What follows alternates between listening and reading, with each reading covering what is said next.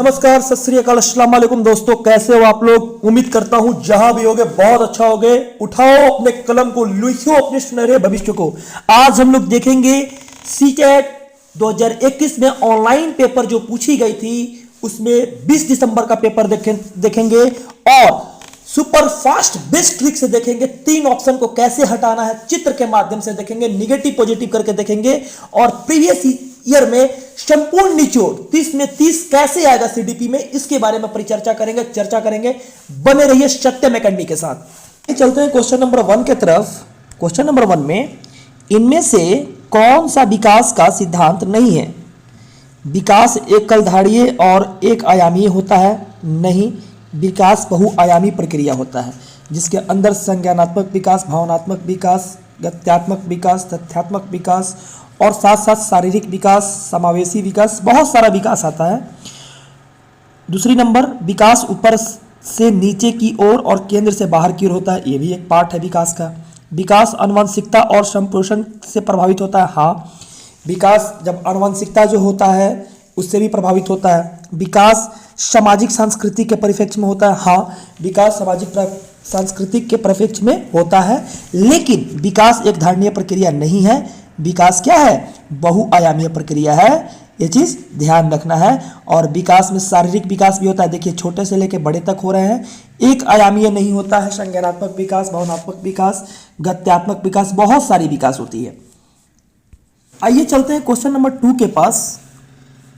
शीर्षगामी सिद्धांत विकास के किस क्षेत्र पर लागू होता है? ऑप्शन पहला है गामक विकास, भाषा विकास, संज्ञानात्मक विकास, नैतिक विकास। जहां पर बात होती है भाषा विकास की, तो भाषा विकास यह भाषा को समझने और जानने के उपयोग करने की क्षमता में विकसित करता है। और भाषा विकास से चर्चा परिचर्चा से इंसान भाषा का विकास करता है। संज्ञानात्मक विकास यह किसी समस्या को तर्क करने, सोचने समझने और हल करने की क्षमता को विकास को संदर्भित करता है। और नैतिक विकास जो हो गया, यह किसी सही और गलत के बीच का अंतर का स्वरूप है। गामक विकास से तात्पर्य है कि शारीरिक परिवर्तनों से जो जीवन भर में मनुष्य में जो होते हैं, शारीरिक और गामक विकास को समझना अत्यंत महत्वपूर्ण है, क्योंकि यह बच्चे के व्यक्तित्व के विकास के लिए आदान प्रदान करते हैं। तो जहां बच्चे का व्यक्तित्व का विकास होता है और शीर्षगामी विकास होता है, तो वो बच्चे किस में आएंगे? गामक विकास में आएंगे। ऑप्शन नंबर 2 के साथ चलते हैं। आइए चलते हैं क्वेश्चन नंबर 3 के पास। भाषा विकास के संदर्भ में संवेदनशील अवस्था कौन सी है? तो इसमें जन्म से पूर्व का समय। जब जन्म ही नहीं होगा तो भाषा का विकास कैसे होगा? जब जन्म से होने के बाद जब बच्चा प्रारंभिक बाल्य अवस्था में आता है तो भाषा की विकास होती है। भाषा की विकास होती है प्रारंभिक बाल्य अवस्था। और मध्य बाल अवस्था में बच्चा, यह अवधि 6 वर्ष से लेकर 12 वर्ष की अवधि होती है।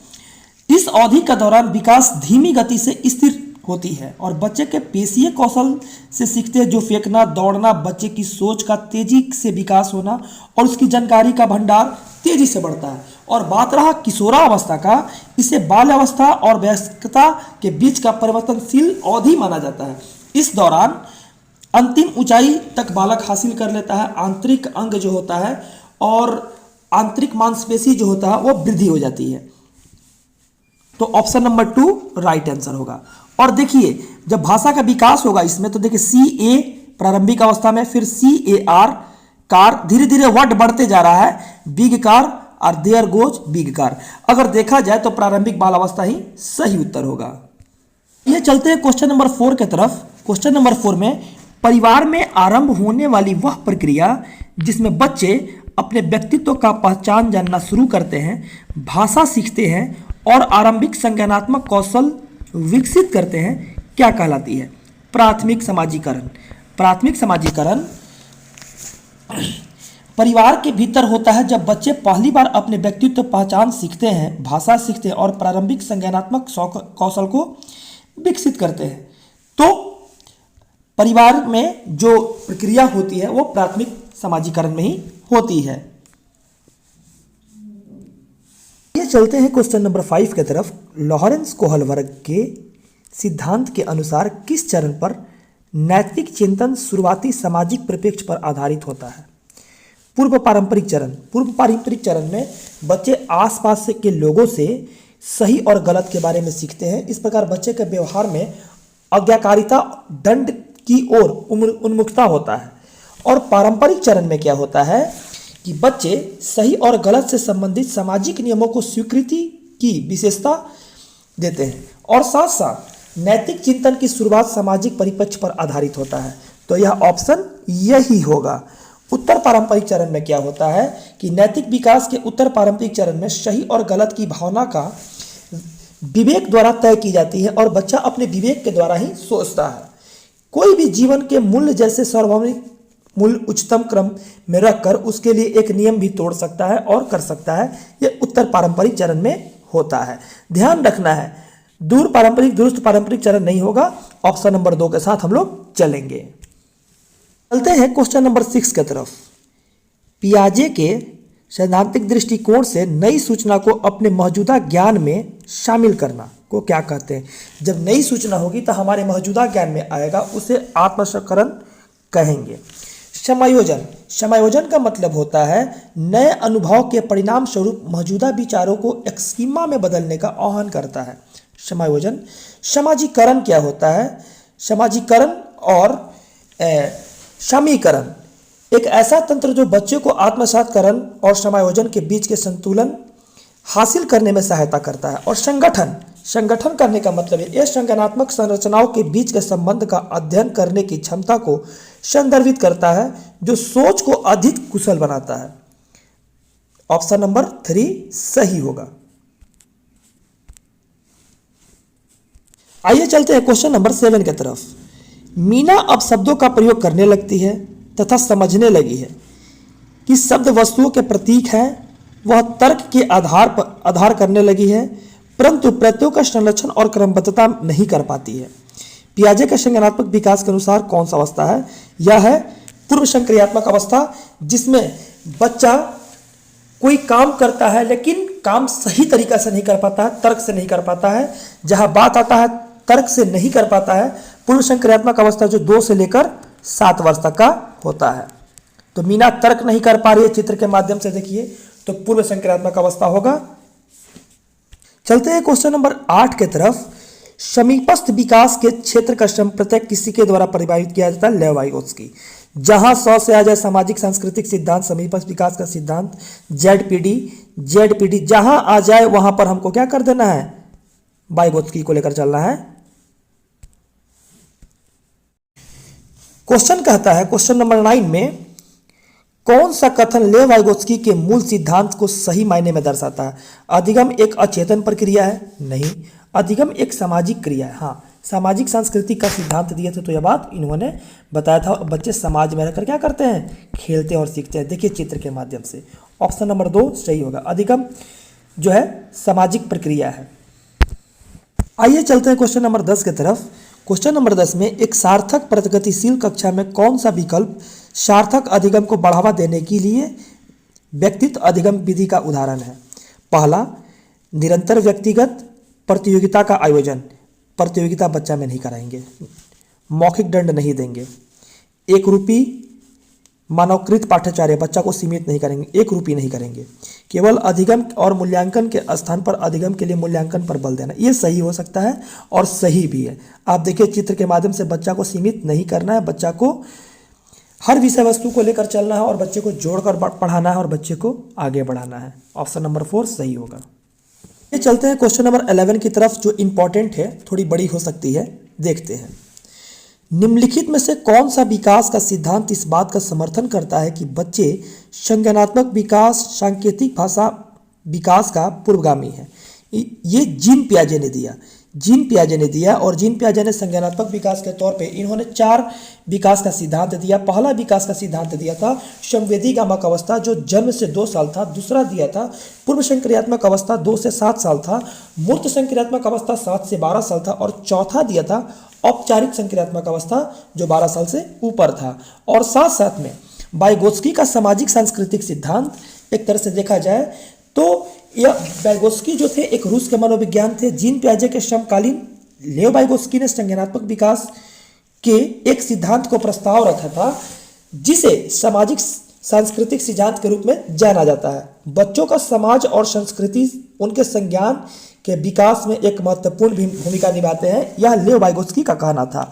और एरिक्सन जो मनोवैज्ञानिक का सिद्धांत इन्होंने दिया था, व्यक्तित्व के सबसे प्रसिद्ध सिद्धांतों में से एक है। सिगमंड फ्रायड की तरह एरिक्सन का मानना था कि व्यक्तित्व कई चरणों में विकसित होता है।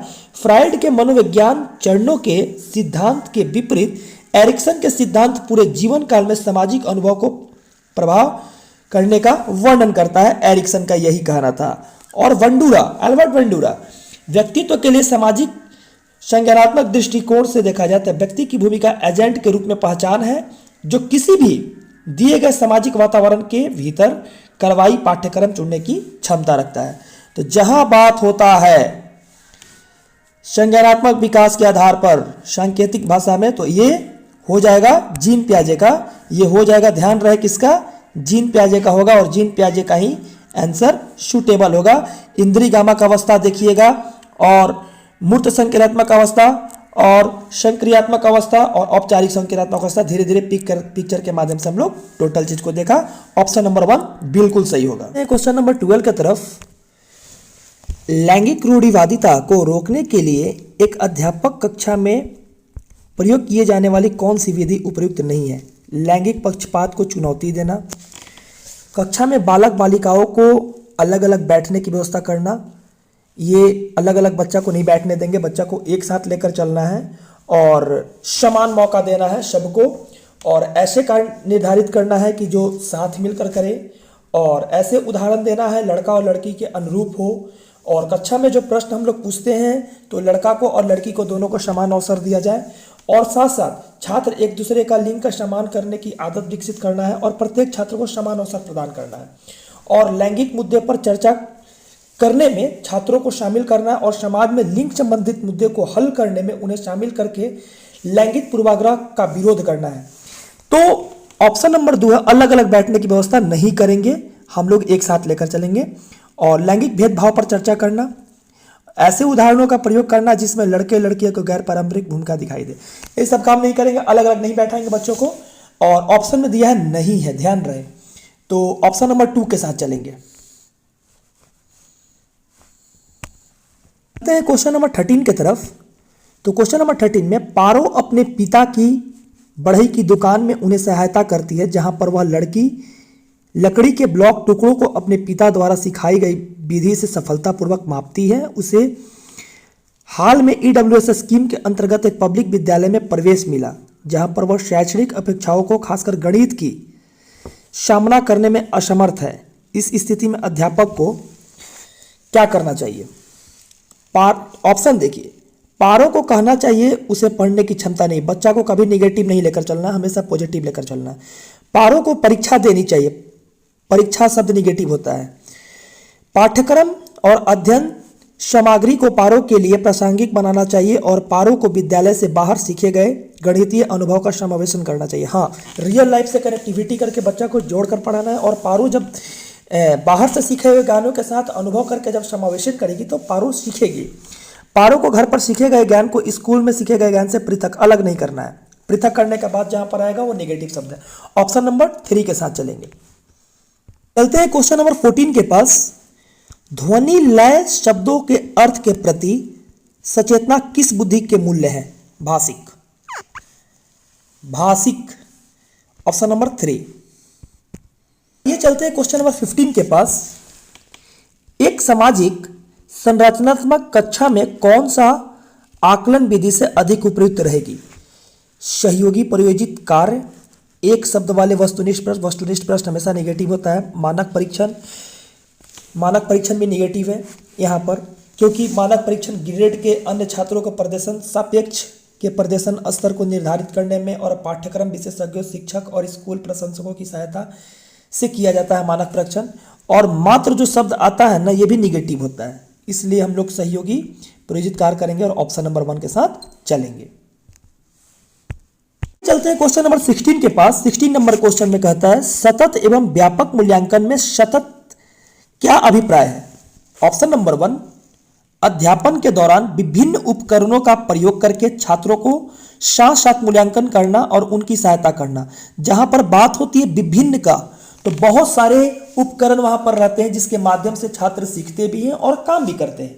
और साथ साथ में ऑप्शन नंबर 2 में बात होता है ग्रेड का। जहां बात हो ग्रेड का, वो निगेटिव शब्द होता है। निश्चित अंतराल में पूरे, मतलब अरे अंतराल टाइम पीरियड का बात आ गया। बच्चे को हमको सीमित नहीं करना है और पेपर पेंसिल से परीक्षा नहीं लेना है बच्चे को, क्योंकि जहां परीक्षा की बात आती है वो निगेटिव शब्द हो जाता है।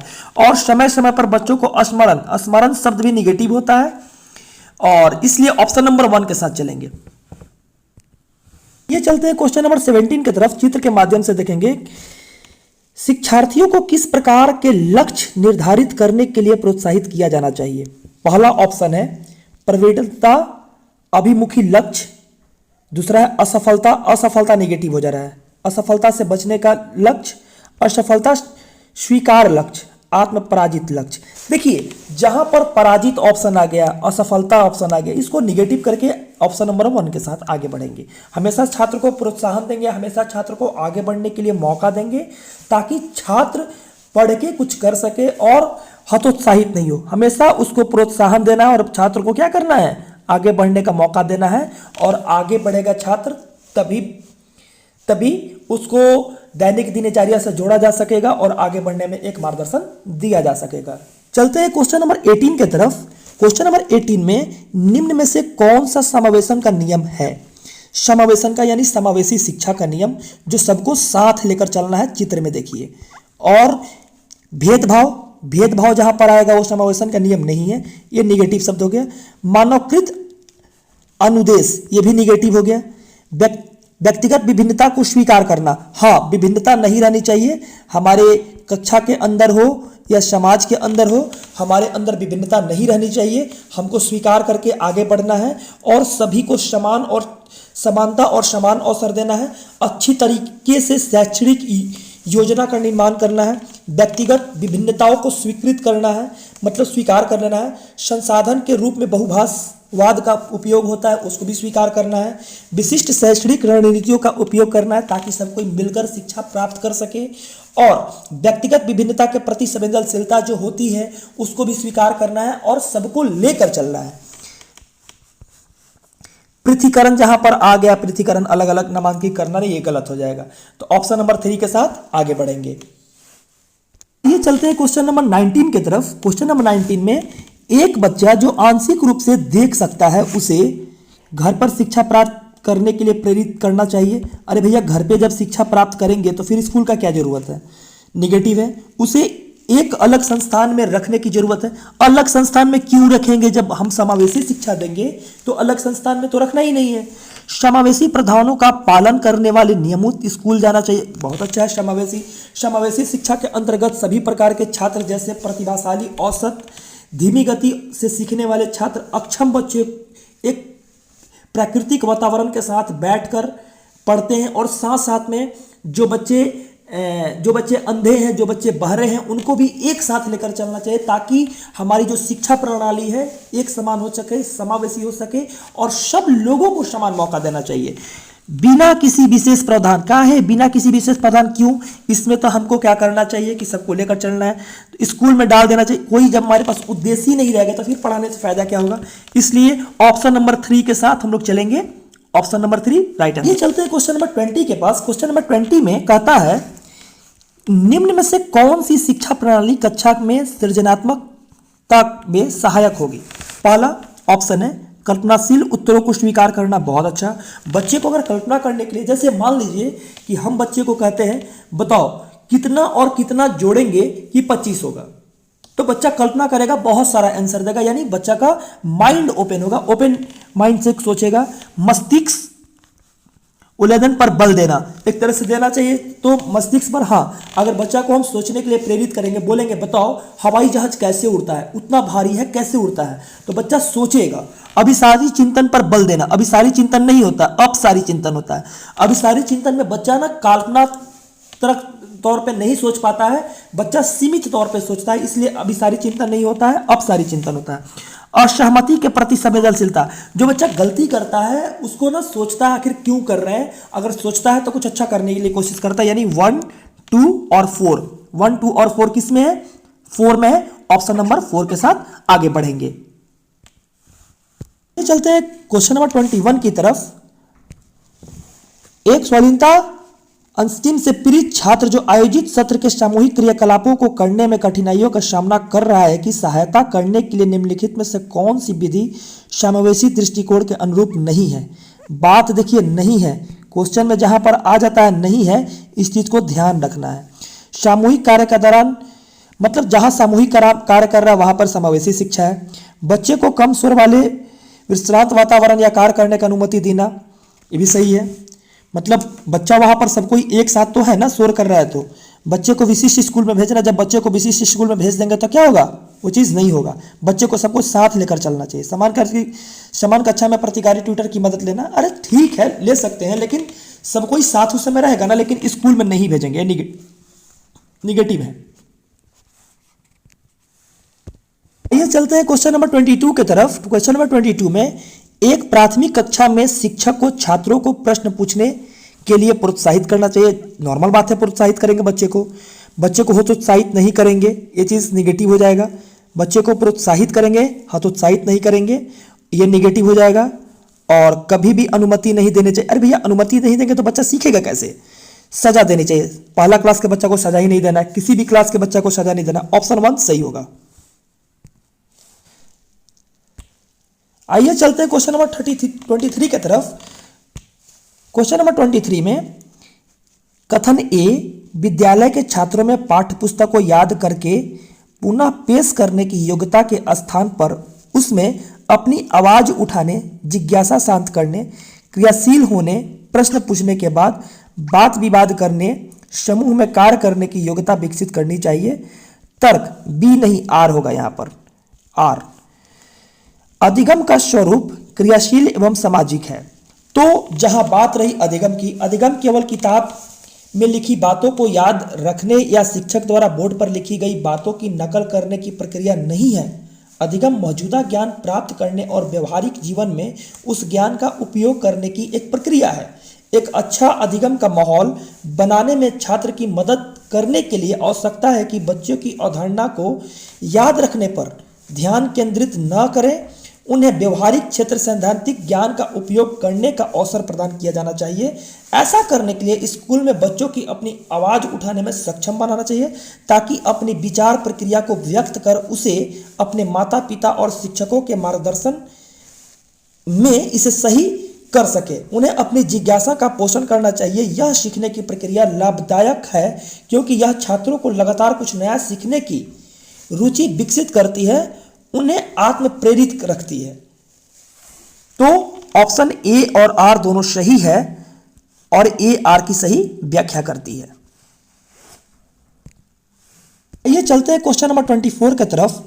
एक विशेष विषय में ज्ञान और संबंधों को सुव्यवस्थित तथा निरूपित करने के लिए आलेखीय साधनों का प्रयोग करने क्या कहलाता है?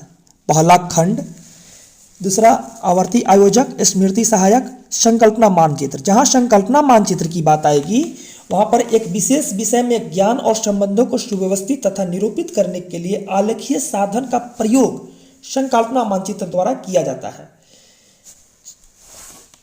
ऑप्शन नंबर 4 सही होगा। चलते हैं क्वेश्चन नंबर 25 की तरफ। क्वेश्चन नंबर 25 में निम्नलिखित में से उस उदाहरण का चयन कीजिए जो आंतरिक अभिप्रेरणा को दर्शाता है। रोशनी परीक्षा में अच्छे अंक, जहां पर परीक्षा की बात आई, अच्छे अंक की बात है, नेगेटिव शब्द हो गया। रोमा अपना गृह का नेगेटिव शब्द हो गया। रोमा बहुत सी पुस्तक पढ़ रही है क्योंकि स्टार बोर्ड अपना नाम, अरे यार बहुत सी पुस्तक, बहुत नेगेटिव हो गई है।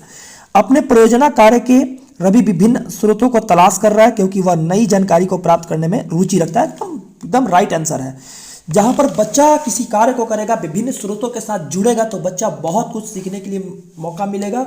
बहुत सारे उपकरण को आजमाएगा तो बच्चे को सीखने के लिए बहुत सारी मौका मिलेगी, जिससे बच्चा सीखेगा भी और कुछ करेगा भी। चलते हैं क्वेश्चन नंबर 26 की तरफ। क्वेश्चन नंबर 26 में इसमें कौन सी नीति छात्रों को चिंता का सम्मान करने में सहायक नहीं देती है? याद रहे, नहीं देती है। जहां बात आएगी नहीं देती है वहां पर ऑप्शन मेथड से हम लोग चलेंगे। तो ऑप्शन में हम लोग देखते हैं छात्रों को अधिगम की प्रभावकारी और अर्थपूर्ण विधि सीखना। अर्थपूर्ण विधि सीखने के बात आ रहा है और जोड़ने की बात आ रही है, ऑप्शन सही है। छात्रों को लघु अवधि से यथार्थवादी लक्ष्य निर्धारण करने में सहायता देना, अच्छा है। लघु विधि से हम लोग दीर्घ विधि की तरफ जाएंगे।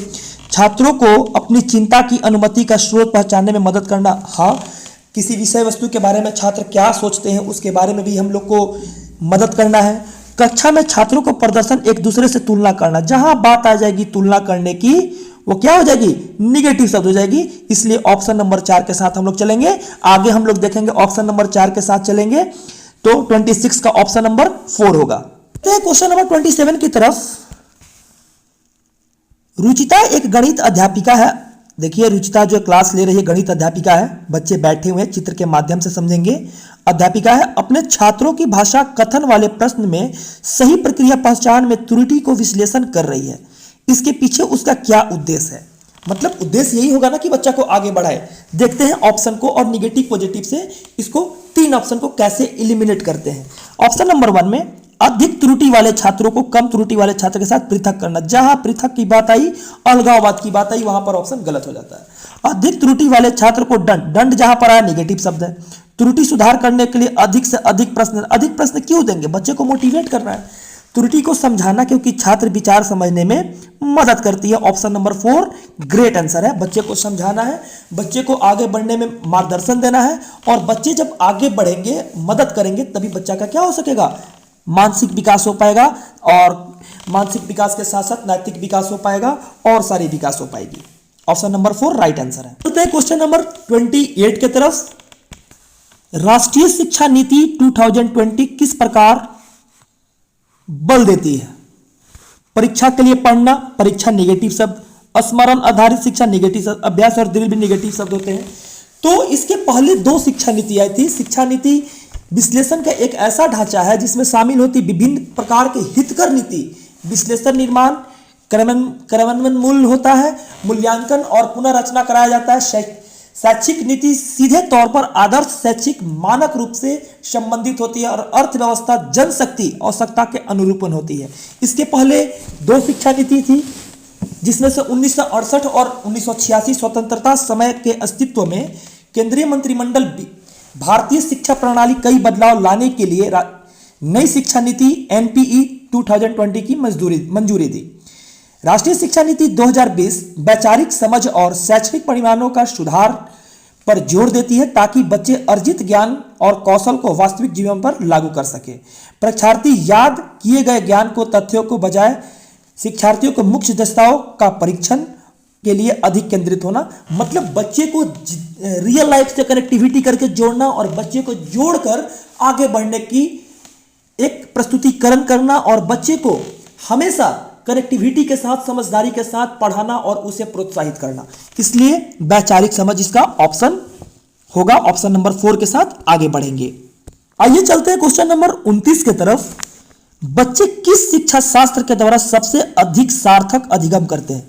व्याख्यान जहां आ गया निगेटिव शब्द, पुनरावृत्ति यंत्रवत अभ्यास द्वारा, यह भी निगेटिव शब्द, यंत्रवत हो गया। जब कार्यों और क्रियाकलापों में क्रियाशीलता में भाग लेते हैं तब बहुत अच्छा, ये भी बहुत अच्छा है, भाग लेते हैं तब बहुत अच्छा होता है। और जब कार्य पूर्ण करने में विभिन्न चरणों पर इनाम शब्द निगेटिव होता है, इसलिए ऑप्शन नंबर 3 के साथ हम लोग आगे बढ़ेंगे, स्वैग के साथ आगे बढ़ेंगे। आइए चलते हैं आज का लास्ट क्वेश्चन नंबर 30 की तरफ।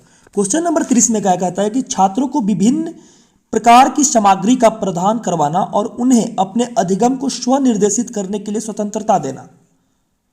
डैश को बढ़ावा देने की एक अवधि है। यंत्रवत अधिगम नहीं, प्रतिसाद अधिगम नहीं, अन्वेषित अधिगम। क्योंकि अन्वेषित अधिगम में क्या होता है कि छात्र विभिन्न प्रकार की सामग्री का प्रावधान करवाना, उन्हें अपने अधिगम को स्वनिर्देशित करने की स्वतंत्रता देना और निश्चित अधिगम को बढ़ावा देना का एक बुद्धि है। क्योंकि अधिगम जो होता है, अधिगम करने से क्या होता है कि अपनी जो विचार होती है, अपने विचारों में परिवर्तन लाना और अपने विचारों में एक नई तकनीक लाना, जिसके माध्यम से बच्चे को सिखाना और प्रोत्साहित करना होता है। हमारी वीडियो अगर अच्छी लगी है तो आप लोग लाइक करें, सब्सक्राइब करें और चैनल को आगे भी शेयर करें ताकि दूसरे लोग भी इसको देखें। धन्यवाद।